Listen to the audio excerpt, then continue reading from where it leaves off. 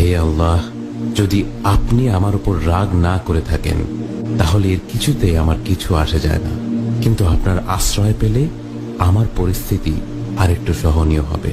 হে আল্লাহ, আমি আপনার চেহারার নূরের কাছে আশ্রয় চাই, যা সব অন্ধকারকে উজ্জ্বল করে দিয়েছে, যা দুনিয়া এবং আখিরাতের সব বিষয়ের সংশোধক। আল্লাহ, আপনার রাগ এবং অসন্তুষ্টি থেকে আমি রেহাই চাই। আল্লাহ, এ সব কাজ